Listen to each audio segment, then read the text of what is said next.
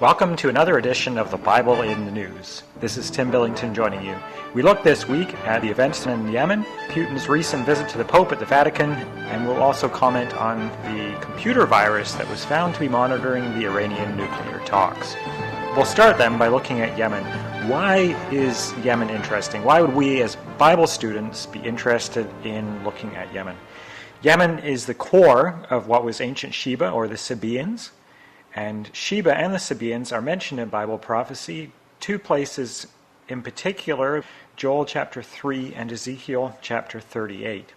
So Ezekiel chapter 38, it comes up in verse 13, it says, Sheba and Dedan and the merchants of Tarshish with all the young lions thereof shall say unto thee, that thee, of course, is the northern invader that is coming down that's described in the first couple of verses of the chapter. Art thou come to take a spoil? Hast thou gathered thy company to take a prey, to carry away silver and gold, to take away cattle and goods, to take a great spoil? The Sheba then is the first country that's mentioned in this group of nations that are protesting the invasion that is coming down into the land of Israel. So they're on the side of the protest when Gog comes down, and they're allied with Dedan, which would be northern Arabia, and the traders of Tarshish. And then Yemen comes up again in Joel chapter 3 and verse 8. I will sell your sons and your daughters into the hand of the children of Judah, and they shall sell them to the Sabeans, to a people far off, for the Lord, Yahweh, hath spoken it. I will sell your sons and your daughters into the hand of the children of Judah, and they shall sell them to the Sabeans. So what exactly is this selling that is going on? What does it mean to sell somebody? Let's have a look at the context right around Joel chapter 3 and that verse we just read.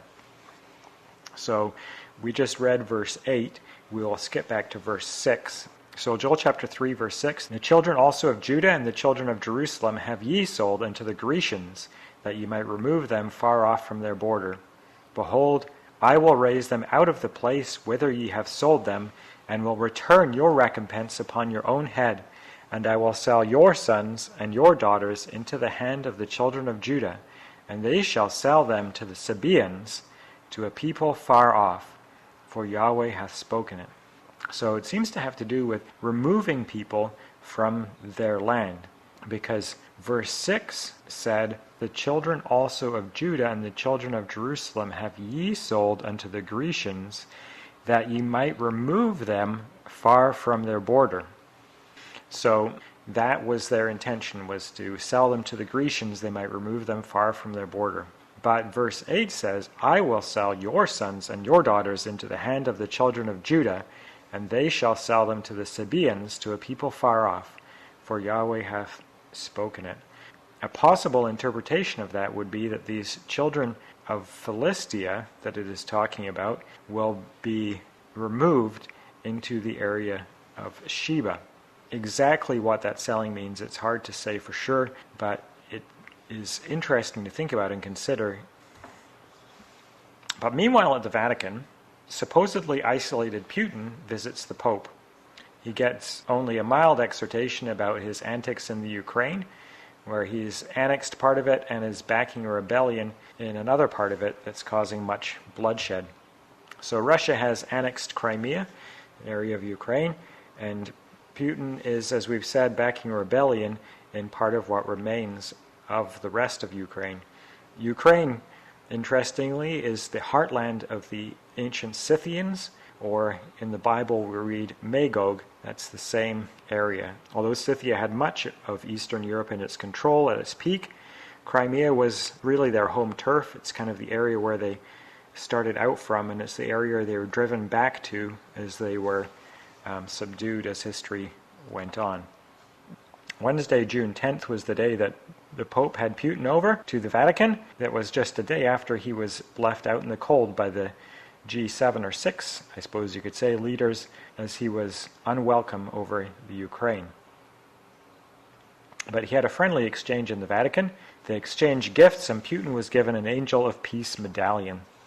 So on June 10th, Pope Francis reportedly told Putin he needed to be serious about peace in the Ukraine, And just today, Putin is calling for the Ukraine to stick to the signed accords from February, the signed peace accords, which includes greater freedom for the rebel-held areas, and that there should be local elections held there.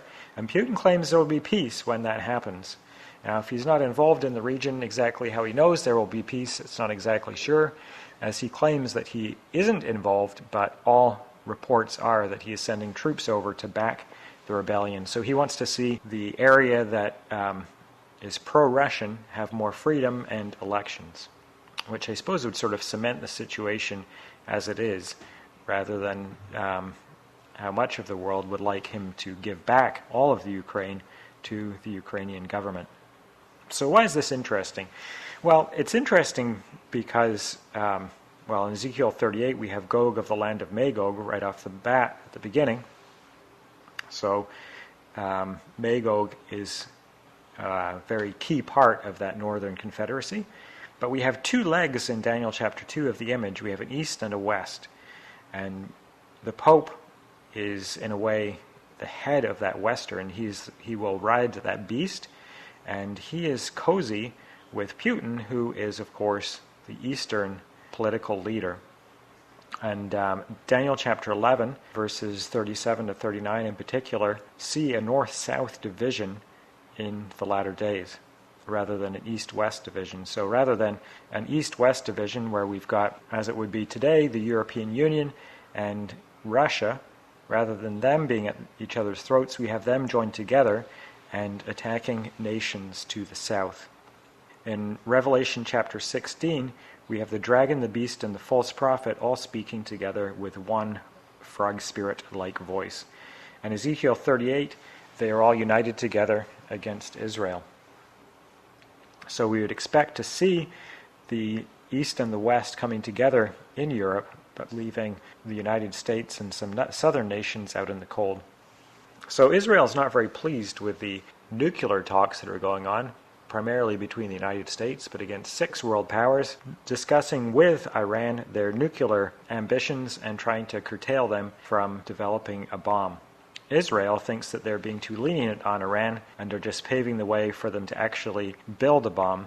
And it's just come out that there is a virus that was in the computer systems of some hotels where these nuclear talks had taken place, and the virus allowed the hacker to eavesdrop on conversations, steal electronic files, operate microphones in the elevators, computers, and alarm systems. The virus is related to the Stuxnet virus that attacked Iran's nuclear centrifuges and caused them damage. So we see interesting things going on in the world. We see the Arab nations dividing north and south.